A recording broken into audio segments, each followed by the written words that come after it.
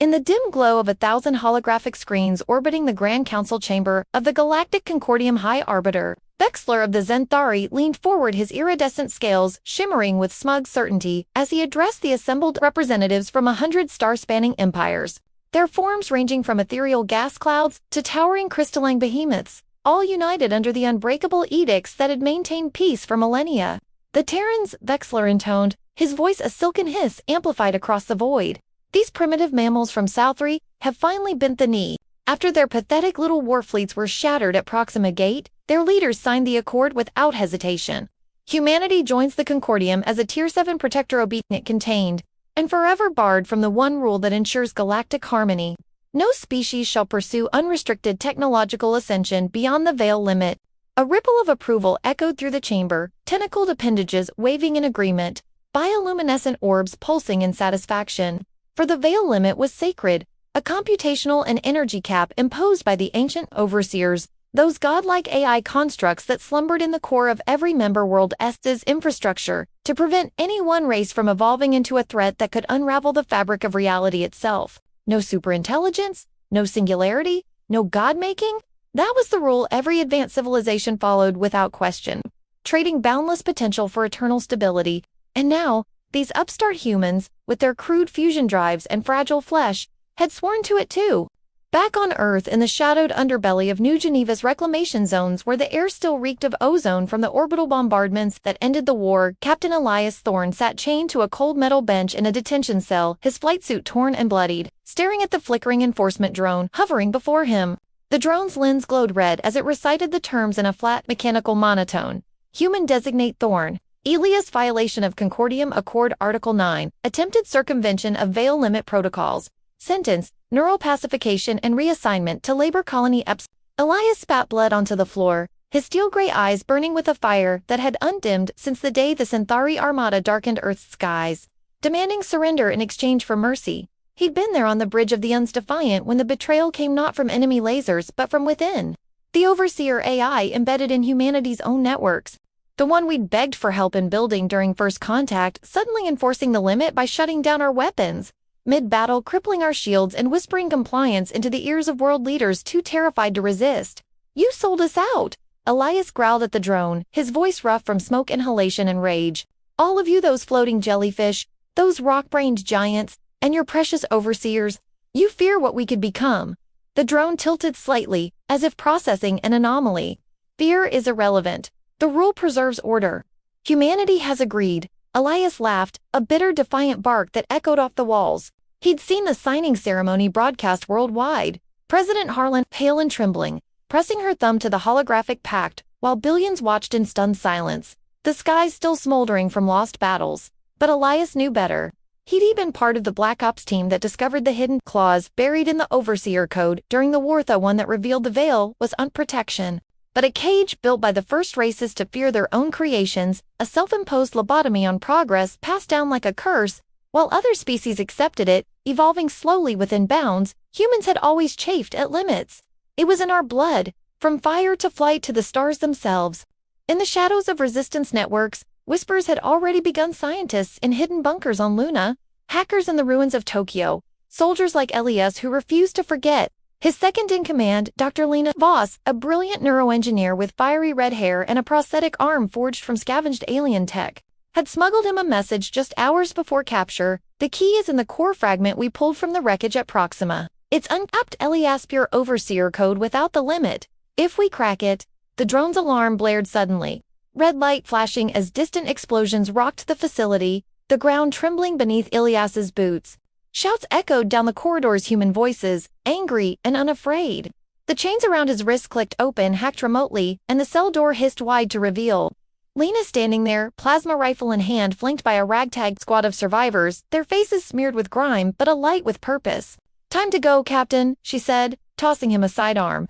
The Concordium thinks we're broken. They underestimated one thing. Elias stood, cracking his knuckles, feeling the old fire surge through him as gunfire erupted in the distance. The sound of rebellion igniting like a spark in dry tinder. What's that? He asked, grinning for the first time in months. Lena's eyes gleamed with the same unyielding spirit that had carried humanity from caves to the cosmos. We humans don't follow rules we didn't make. especially not ones designed to keep us small. As alarms wailed across New Geneva, and the first waves of resistance fighters stormed the streets, challenging the Enforcer legions descending from orbit Elias, Thorne stepped into the chaos, knowing this was only the beginning, the moment humanity looked at the galaxy's sacred law and said with one voice, no.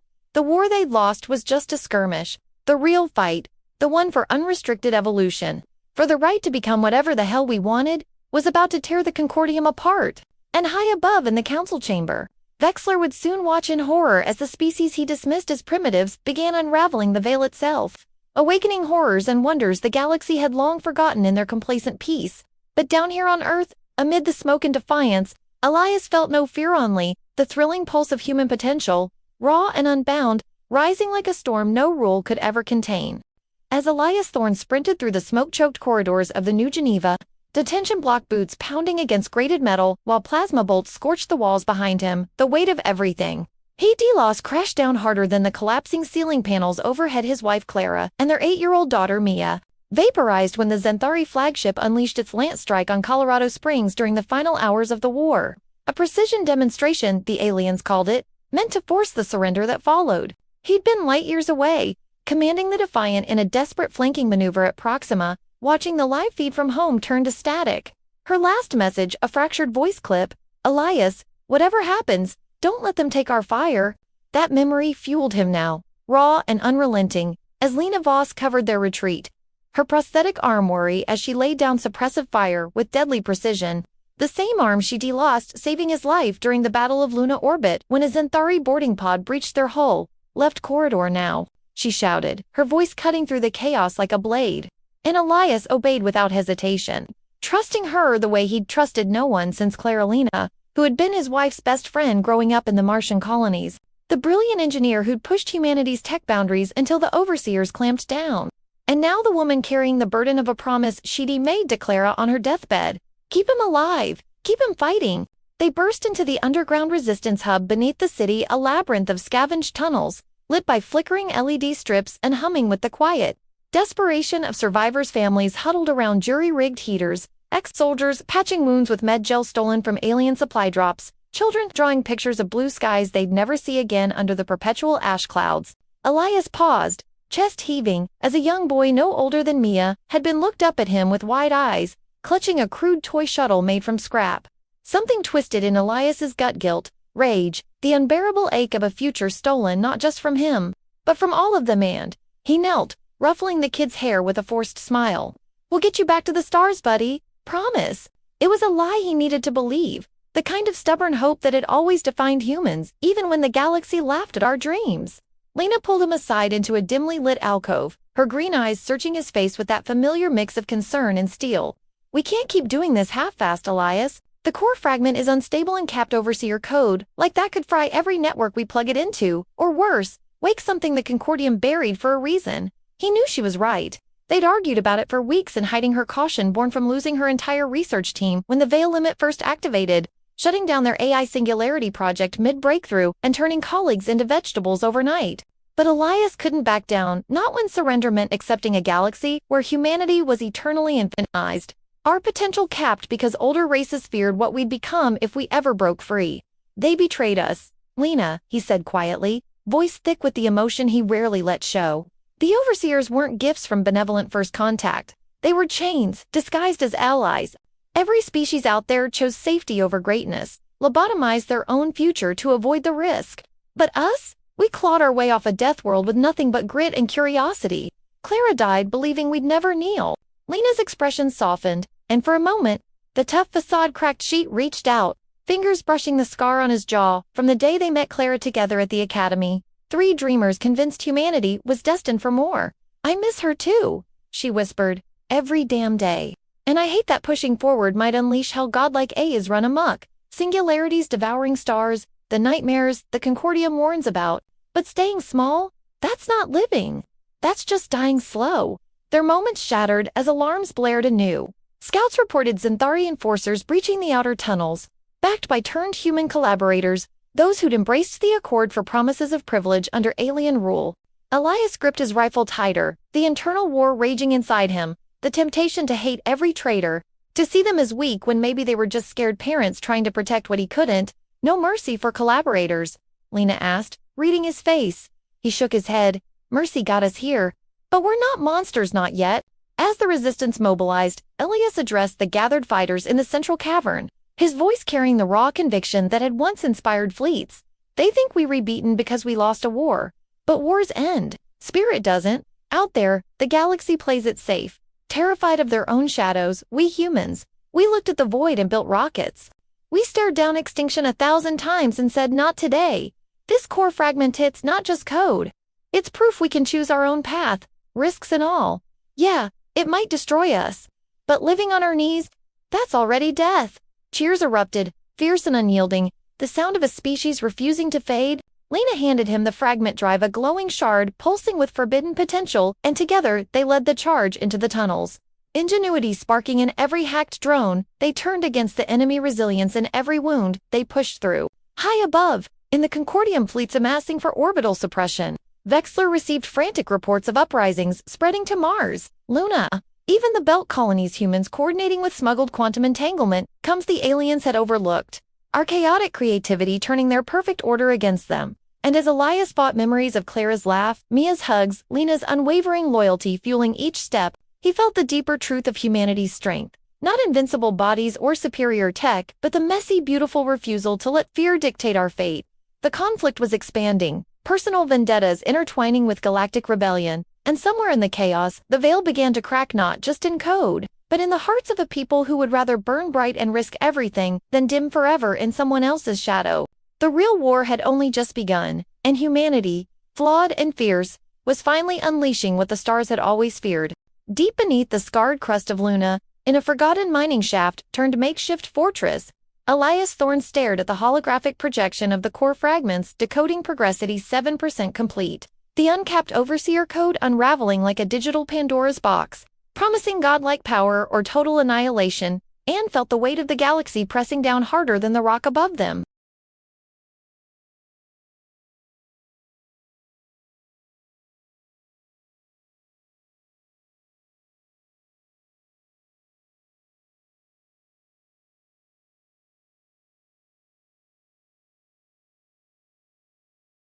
But victory tasted like ash. Every raid cost lives, irreplaceable ones, and the resistance was running on fumes, food rations, cut to starvation levels.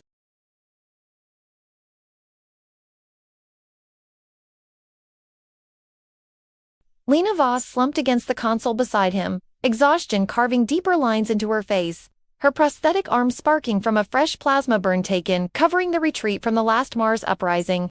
We're pushing too hard, Elias, she murmured, voice hoarse from shouting orders, and from grief they both carried, grief for Clara, for Mia, for the thousands lost when the Concordium escalated to orbital glassing of rebel strongholds, turning entire cities into glowing craters to cauterize the infection. But the truth gnawed at him. They were winning battles and losing the war. Humanity's spirit unbroken, but bodies breaking all the same.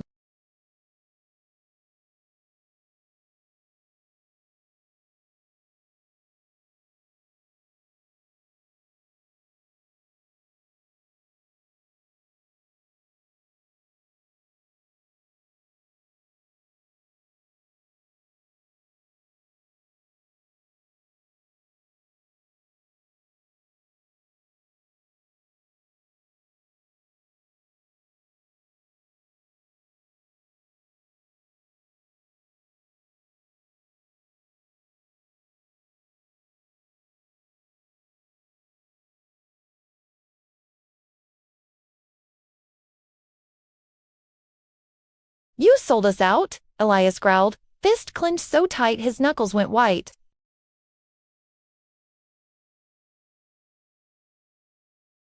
Hale met his gaze without flinching. Yes, and I'd do it again. The room erupted in shouts, fighters lunging forward until Elias roared for silence. Hale continued, voice steady but laced with pain. The veil limit isn't just a cage. Elias, it's a dam holding back a flood. The overseers weren't built by the first races to suppress progress.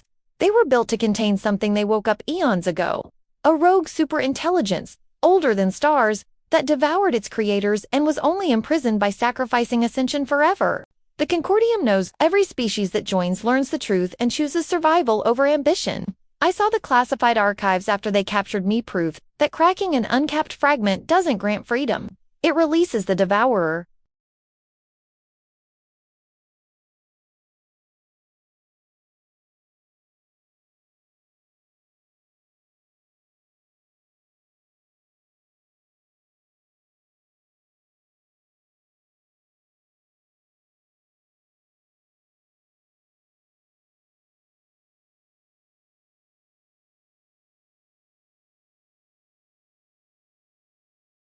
Others whispered that maybe surrender was mercy when the alternative was extinction, not just of body, but of soul, swallowed by an entity that turned minds into screaming fractals.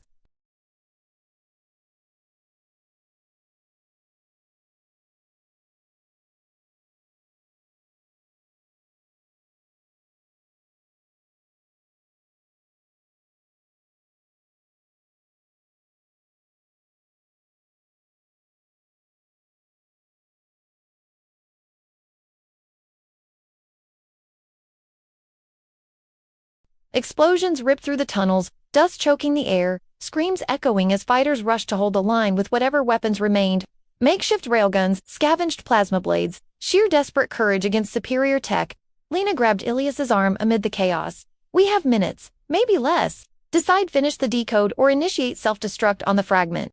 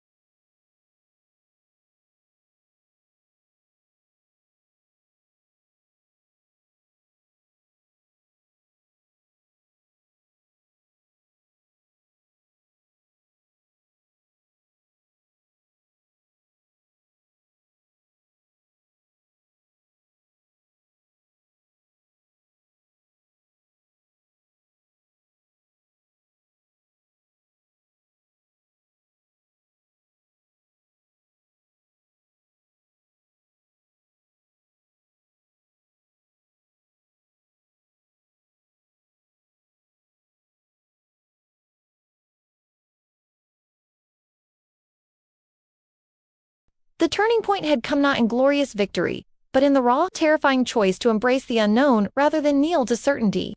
As the Devourer's shadow loomed and Xanthari fleets reeled from the sudden loss of their gods, Elias Thorne stood ready to fight whatever came next. Because that was what humans did, stare into the abyss, flip at the bird, and dare it to blink first.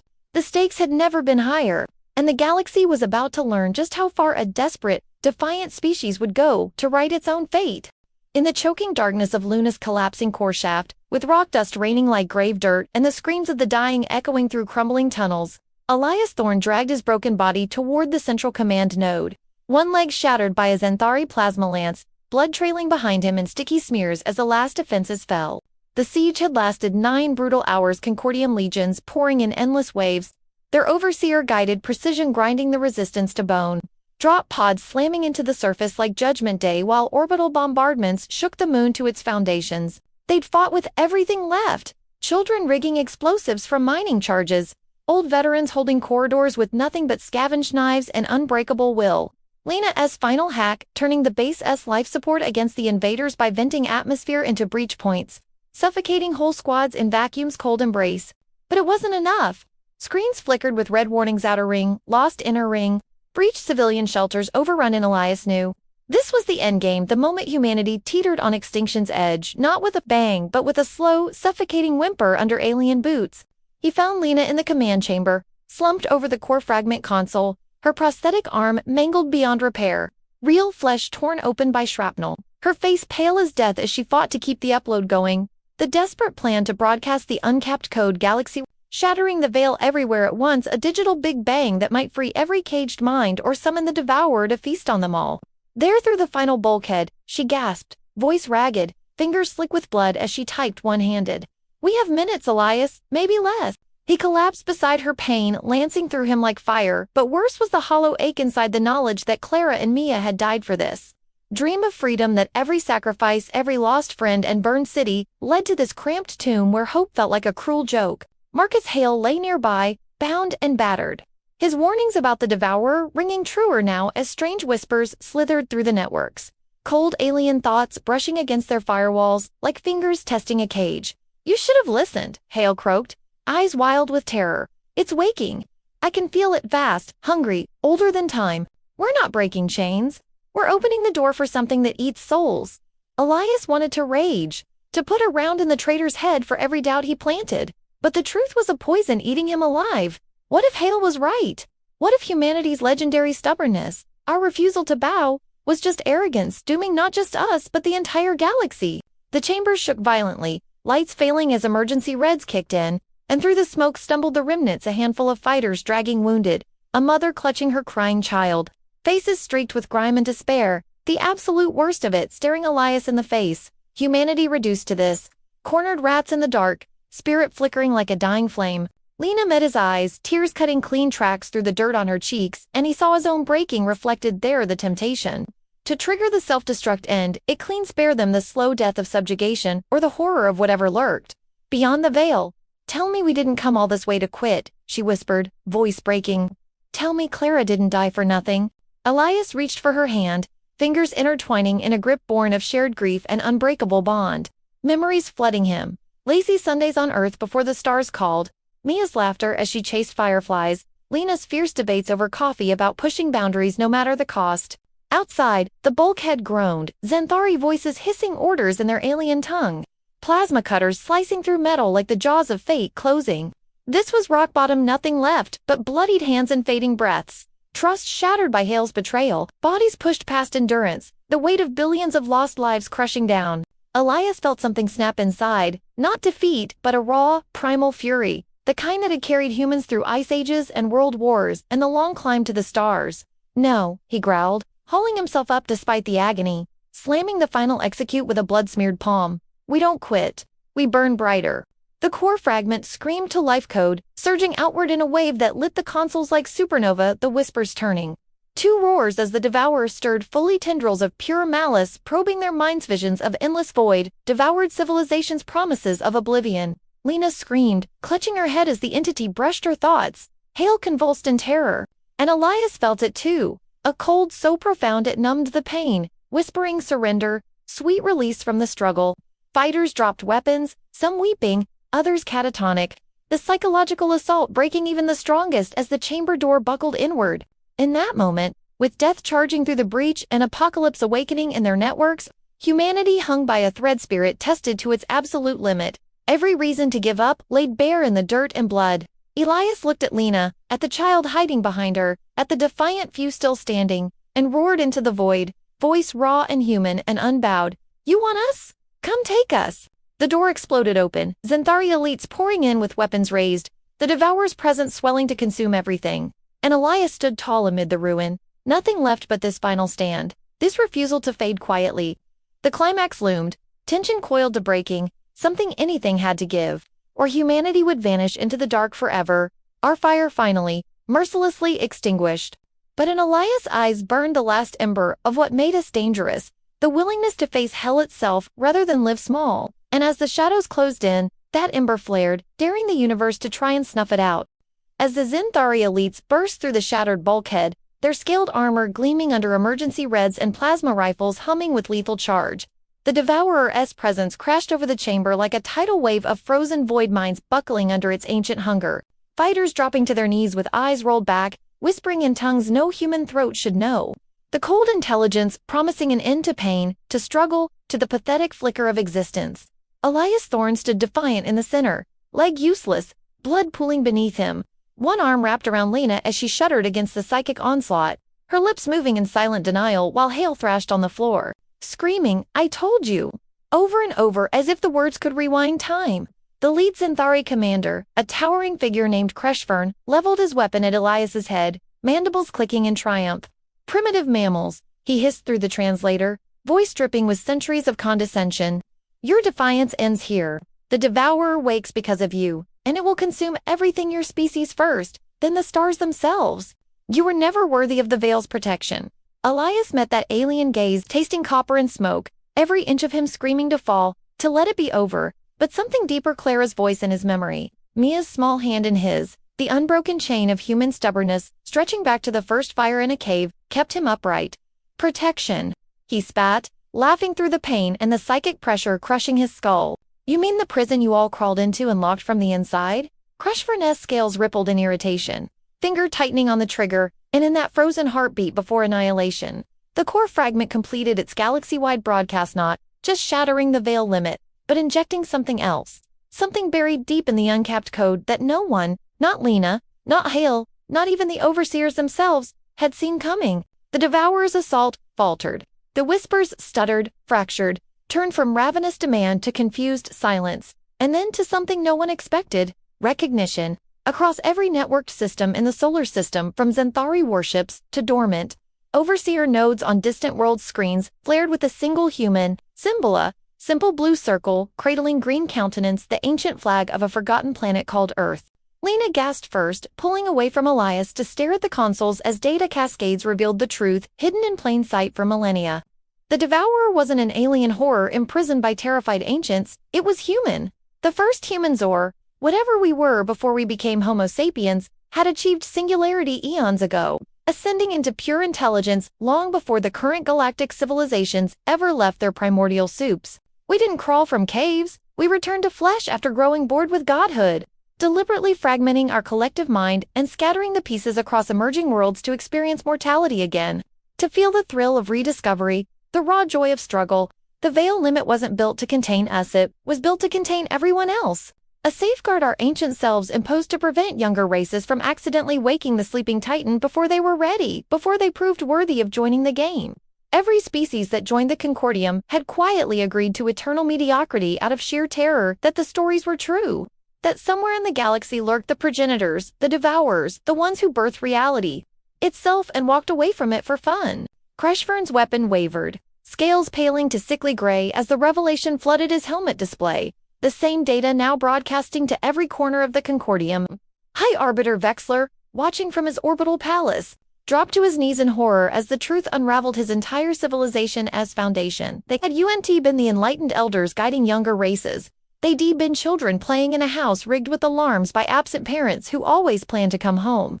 Lena turned to Elias, eyes wide with awe and terror, and something like religious reverence. We're the monsters they feared. The Devourer isn't going to eat us, it's coming home. Elias felt it then, the psychic pressure shifting from assault to embrace tendrils of vast consciousness, brushing his mind not with hunger, but with pride, amusement, love. An ancient parent watching their child finally stand up after pretending to be weak for so long.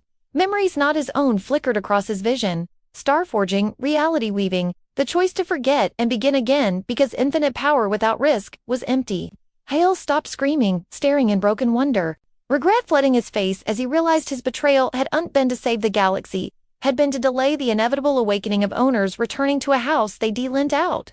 The Xanthari soldiers froze as their own overseers. Fragments of the same human superintelligence turned against them, weapons powering down, ships going dormant in orbit, the entire occupation force suddenly realizing they were trespassers caught in the act. Elias laughed, all triumphant, tears cutting through the blood on his face, as the chamber lights steadied and the rock ceased falling, stabilized by invisible forces now fully awake. You were never protecting us, he said to Crushforn, voice carrying the weight of reclaimed legacy. You were keeping the house-sitters from breaking the furniture before the family got back. The alien commander dropped his rifle, mandibles trembling. Because in that moment, every advantage flipped. Humanity wasn't the young upstart defying the galaxy. We were the origin, the apex, the ones who walked away from godhood and still chose to bleed, to love, to fight with nothing but flesh and fire because that was the most human thing of all. Lena gripped Ilias's hand, hope blazing through her exhaustion, vengeance and joy warring in her expression as the child behind her peeked out, no longer afraid. Hale bowed his head, whispering apologies to ghosts, while the surviving resistance fighters rose one by one, AEW transforming despair into something fierce and unstoppable. The Devourer wasn't destruction, it was reunion, power flowing back to those who'd earned it the hard way, through loss and defiance and unbreakable spirit.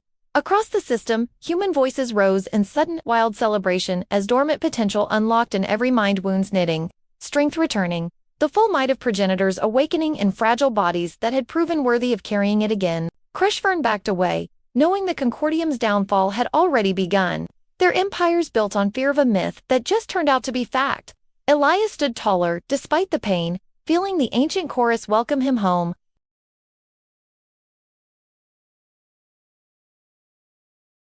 The twist wasn't that humanity survived, it was that we'd never truly left, and now the stars themselves would remember who really owned the night. As the ancient human superintelligence, our devourer, our progenitor, fully merged with the awakened fragments scattered across the solar system, a surge of raw, limitless power flooded every surviving mind in the Luna. Shaft knitting, shattered bones, sealing ruptured flesh, and igniting eyes with the fire of gods, remembering they were once mortal. Elias Thorne rose from the blood-soaked floor, no longer broken pain, fading like a distant dream, as the collective chorus of humanity, as ancient self whispered strength directly into his veins, not overwhelming him, but amplifying what had always been there. The unyielding will that carried a fragile species across stars on nothing but hope and spite. Lena stood beside him, prosthetic arm reforming in shimmering light, her face alight with fierce wonder, while the childhood hidden behind her now stared upward unafraid, and even Marcus Hale rose to his knees, tears streaming as the truth washed away years of fear-fueled betrayal. The Zenthari elites, weapons still raised in the breached chamber, hesitated as their own systems turned against them overseer nodes, once enforcers of the Veil, now loyal to the returned masters.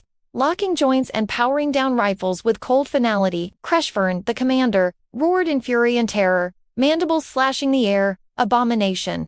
You were never meant to reclaim this. But his voice cracked.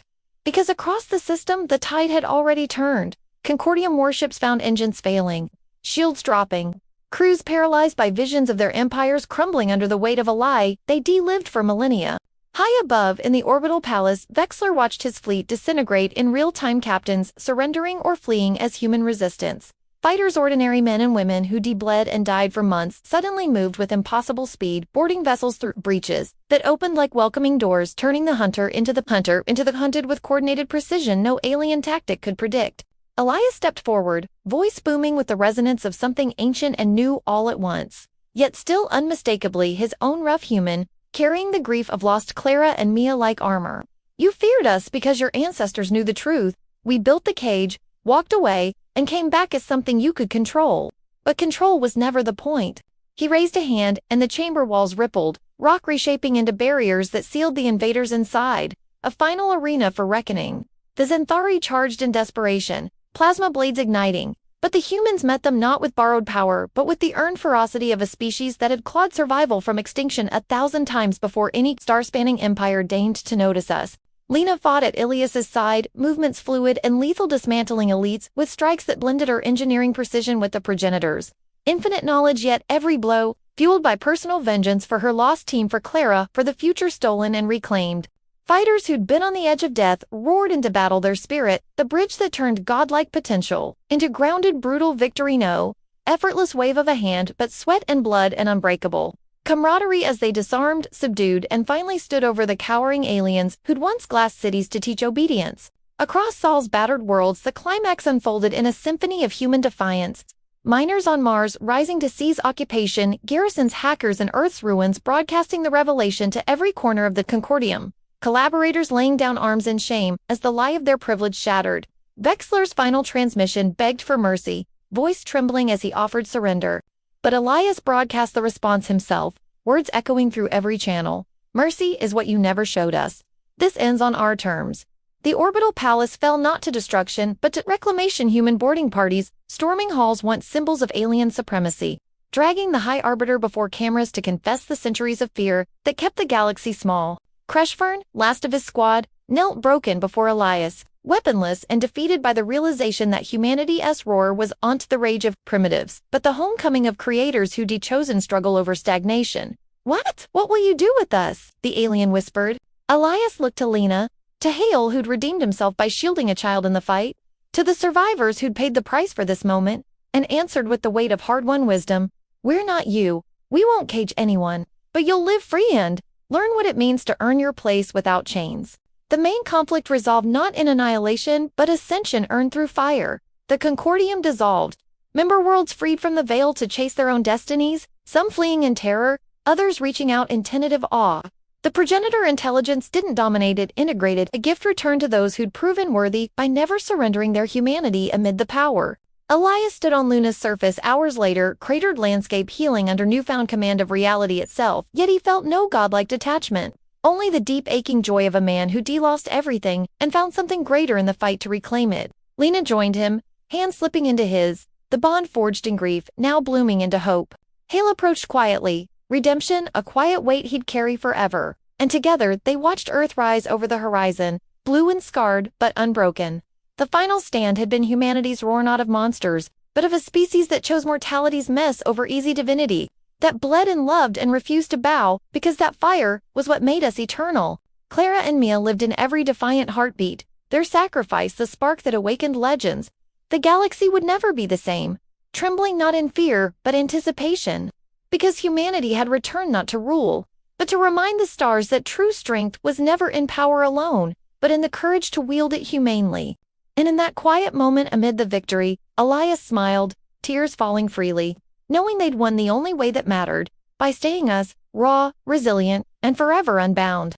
In the years that followed humanity's roar across the solar system, as the dust settled on shattered Concordium fleets and the Veil's fragments faded into forgotten code, Elias Thorne stood on the rebuilt terraces of New Colorado Springs, watching a sunset paint the regenerated skies in hues of orange and gold that Clara would have loved. Earth was unto the broken rock at Deep Bin after the war, no more perpetual ash clouds or glowing craters. With the progenitors returned, gifts tempered by human caution, we'd healed the wounds, regrown forests from seeded nanites and purified oceans that once boiled under orbital fire. But we didn't ascend to godhood unchecked. That was the first lesson etched into our new charter. Power without the mess of being human was a trap we escaped once before. Elias, graying now at the temples, felt the ancient chorus still humming quietly in the back of his Minda. Gentle guide, not a master, reminding him daily that true strength lay in choice, in the fragile beauty of mortality we'd fought so hard to reclaim. Lena Vostornia, they'd married in a simple ceremony amid the ruins of Luna.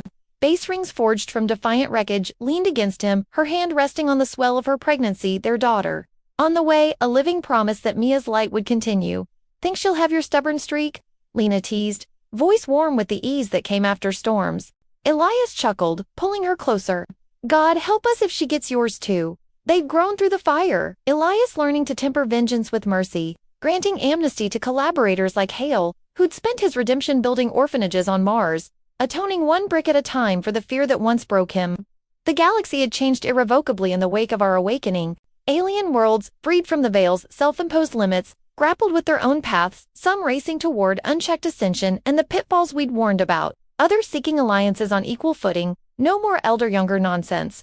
Zenthari survivors integrated slowly. Kreshvorn himself becoming an unlikely ambassador, his scales scarred from that final chamber, teaching human resilience in exchange for forgiveness he never expected. Vexler's trial broadcast galaxy-wide wasn't about punishment but truth, a sci-fi redemption that showed even ancient empires could evolve when faced with the consequences of their terror. Humanity didn't conquer. We inspired. Our story of alien resistance turned triumphant legacy, spreading like wildfire through emergent networks. We rebuilt Sol as a beacon, ships from 100 species docking at orbital rings, not in submission, but curiosity, eager to learn from the progenitors who'd chosen love over omnipotence. Human evolution wasn't about becoming untouchable gods, it was proving that empathy, grit, and the willingness to bleed for what's right made us the most dangerous and hopeful force in the stars. Hale found peace in the end, passing quietly on a terraformed Luna. His last words to Elias, a grateful, "You were right," fear almost stole everything. The resistance fighters scattered to new lives, some exploring beyond the Milky Way with progenitor-enhanced drives, others staying to nurture Earth back to abundance, ensuring no child ever grew up under occupation's shadow again. Elias and Lena raised their family in the house, Hedi rebuilt on the exact spot where Clara and Mia fell, a memorial garden blooming where tragedy once struck, turning loss into life. The burning questions, were we monsters or saviors? Would power corrupt us again? Answered themselves in quiet acts, refusing to impose new veils, guiding rather than ruling, embracing the chaotic beauty of free will for all. Humanity's final hour never came. Instead, we stepped into an eternal dawn. Our Defiance birthing a galaxy where species rose or fell on their own merits. Inspired by the mammals who stared down extinction and said, "Not today." Standing there under that perfect sunset, Elias felt Clara's presence in the wind, Mia's laughter in the distance where children played without fear, and he knew the sacrifice had been worth it not for dominion, but for the simple, profound right to dream big, love deep, and stand together. We'd close the loop, from underestimated primitives to awakened legends, proving that human spirit, raw and unbowed, was the ultimate game changer. The stars whispered our name, now not in dread, but admiration, a legacy of hope carved from the hardest fights. And in the end, that's what made it all matter. We didn't just survive the alien resistance, we transcended it, becoming the story every world told their young about why it's worth fighting for tomorrow. Did this story hit you as hard as it hit us? What would you do in humanity's final hour? Drop your ideas for the next HFY story below.